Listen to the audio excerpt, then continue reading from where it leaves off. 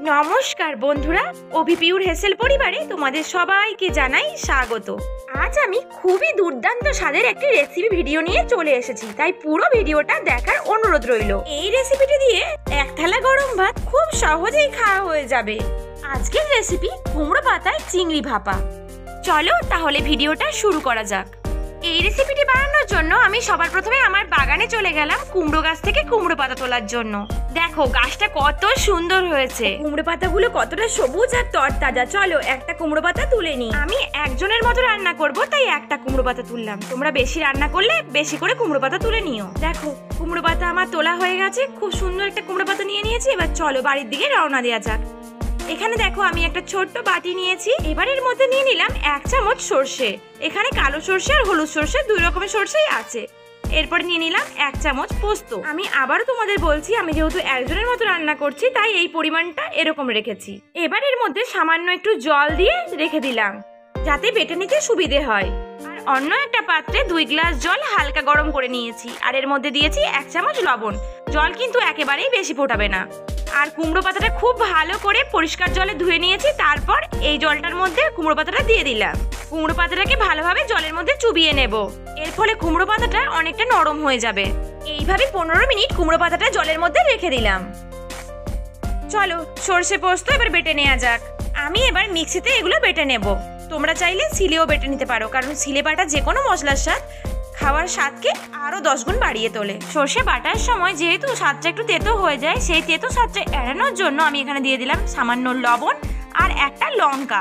তারপরে এটা মিক্সিতে ঘুরিয়ে নিলাম। তোমরাও এইভাবে সর্ষে বাটার সময় সামান্য লবণ আর কাঁচা লঙ্কা দিও, একটু সর্ষে বাটা কিন্তু তেতো হবে না। আর এখানে 4টে মাঝারি সাইজের চিংড়ি নিয়েছি। চিংড়ি খুব ভালো করে কেটে বেছে পরিষ্কার করে নিয়েছি। এবার এর মধ্যে দিয়ে দিলাম 1 চামচ হলুদ গুঁড়ো, অর্ধেক চামচ লবণ, ছোট টমেটোর অর্ধেকটা টমেটো কুচি। টমেটো কিন্তু একটু ছোট ছোট করেই কুচি করে নিও। এরপরে দিয়ে দিলাম কাঁচা লঙ্কা চেরা। আমার কাছে কাঁচা লঙ্কা তেমন একটা ছিল না, তাই একটাই দিয়েছি। তোমরা চাইলে একটু বেশি দিতে পারো। এবারে দিয়ে দিলাম এর মধ্যে সর্ষে আর পোস্ত বাটা। এরপর এর মধ্যে দিয়ে দিলাম 4 চামচ সর্ষের তেল। সর্ষের তেলই ব্যবহার করতে হবে। আর সবশেষে দিয়ে দিলাম 1 চামচ থেকে একটু কম কাশ্মীরি লঙ্কার গুঁড়ো। চলো খুব ভালো করে এগুলো মাখিয়ে নিই। দেখো বন্ধুরা, আমার কিন্তু পুরোপুরি এগুলো মাখিয়ে নেওয়া কমপ্লিট। ওইদিকে 15 মিনিট হয়ে গেছে। চলো কুমড়ো পাতাটা এবার তুলে নেওয়া যাক।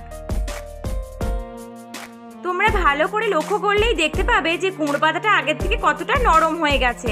আর কুমড়ো পাতার যে একটা খসখসে ভাব থাকে সেটাও অনেকটা কমে গেছে। এবার এর মধ্যে আমি সর্ষে চিংড়িটা দিয়ে দিলাম।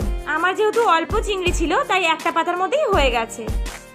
আমি সবাইয়ের কাছে অনুরোধ করছি, প্লিজ প্লিজ প্লিজ এইভাবে তোমরা অবশ্যই রেসিপিটি বানিয়ে দেখো, দুর্দান্ত লাগে। এবার পাতাটাকে ভালোভাবে মুড়ে নেওয়ার পালা। পাতাটা আমি কেমন ভাবে মুড়ে নিচ্ছি দেখে নাও।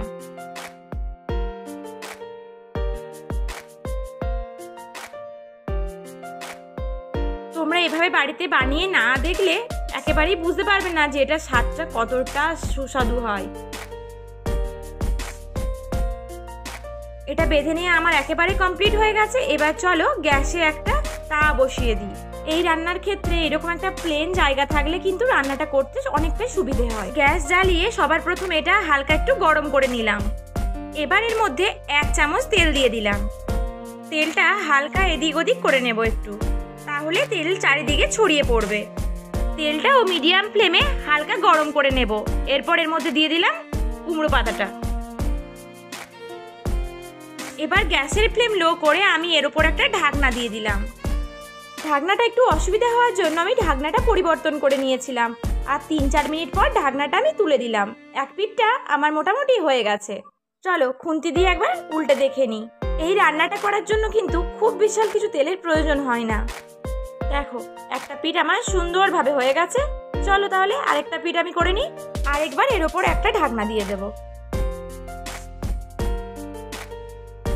আবারও 3 মিনিট পর আমি ঢাকনাটা খুলে নিলাম। আমার রান্না কিন্তু একেবারে কমপ্লিট। দেখো অন্য একটা পাত্রে নিয়ে নিয়েছি। চলো এবার তোমাদের খুলে দেখাই রান্নাটা ঠিক কেমন হলো। এই দারুণ সুস্বাদু রেসিপি ভিডিওটি যদি তোমাদের ভালো লেগে থাকে তাহলে প্লিজ লাইক, শেয়ার, কমেন্ট এবং সাবস্ক্রাইব করে দিও। আর সাবস্ক্রাইবের পরে থাকা বেল আইকনটি ক্লিক করে অল নোটিফিকেশন অন করে দিও, যাতে আমি ভিডিও দিলে আমার সমস্ত ভিডিওর নোটিফিকেশনগুলো সবার আগে তোমার কাছে পৌঁছে যায়। ব্যাস, তাহলে এভাবে রান্না করে গরম গরম ভাতের সাথে পরিবেশন করো কুমড়ো পাতায় চিংড়ি ভাপা।